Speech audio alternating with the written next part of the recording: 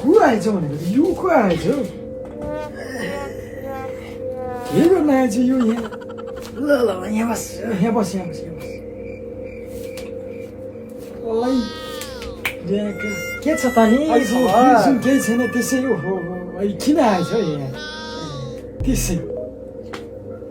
काम पर्यो भने भन् त के काम पर्यो हो तँलाई अलिकति पैसा चाहिएको थियो भनौँ कि नभनौँ के रे के रे के रे के गरौँ गरौँ भयो के रे के रे जे भन्छ हुन्छ भन्छु अलिअलि पैसा चाहिएको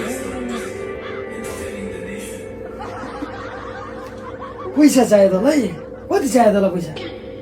पैसा चाहिएपछि सम्झिनु रहेछ तैँले सम्झिनुहोस् के गर्ने हामीले पनि यहाँ मजदुर गरेर कमाएको पैसा हो रे कहिलेसम्म दिन्छस् त आइरहेको छु त अहिले मैले दिएँ भने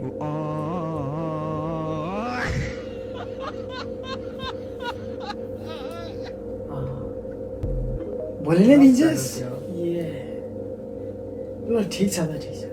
कति चाहिएको हुन्छ दाजु हुन्छ 10,000 ए ल ल ल 10,000 दिउँ न तर भोलि नै दिनुपर्छ नि तैँले फेरि भोलि नै दिन्छु ल ठिक छ ठिक छ ल ठिक छ पर्खी तल म अहिले दिन्छु राति हस्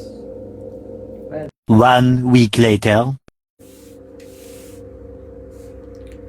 होइन हो केटाले त 5 दिन 3 दिनमा पैसा दिन्छ भन्थ्यो 5 दिन भइसक्यो अहिलेसम्म किन हो केटालाई फोन गर्नु पर्यो एकचोटि फोन पनि ओहो उठाउँदैन त उठा उठा उठा हजुर हेलो कहाँ हो भाइ ठिक छ भाइ कहाँ हो तिमी त अनि अब त पत्तो गयो त अब त पत्तो छैन त नि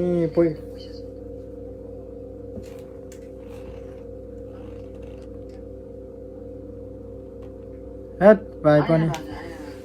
हेट तेरी भाइ त्यस्तो होइन त्यस्तो होइन नि भाइ पैसा दिएपछि त टाइममा दिनु पर्यो नि भनेको टाइममा दिनु पर्यो नि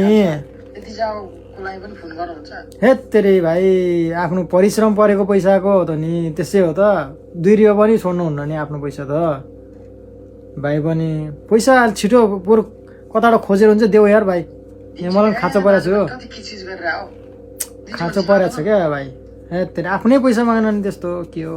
भाइ त्यस्तो नभन न देऊ न हे तेरी भाइ हुँदैन क्या हुँदैन अलि चाँडै अब भोलि या पर्सिमा देऊ मलाई यहाँ खाना खर्च छैन खाना खर्च धरि अब नराखि दिएको तिमीलाई तेरी भाइ सुन न भाइ तेरी भाइ सुन न हे तेरी भाइ राखिहाल्यो आफ्नो पैसा माग्न पनि गाह्रो छ हो गाह्रो छ जिन्दगीमा आफ्नो पैसा माग्न पनि अस्ति भर 3 दिन दिन्छु भने लिएर गएको थियो अहिलेसम्म छैन आफ्नो पैसा माग्ने भिखारी आफै भिखारी भन्छ भने साथी हो पैसा ऋण दिने र लिने काम चाहिँ कसैले नगर हो साथी दिनेलाई भन्दा लिनेलाई भन्दा दिनेलाई लाज हो आफ्नै पैसा पनि ल्याउ भने भिख माग्नु के हो गाह्रो छ यस्तो कालसम्म दिन्न कसैलाई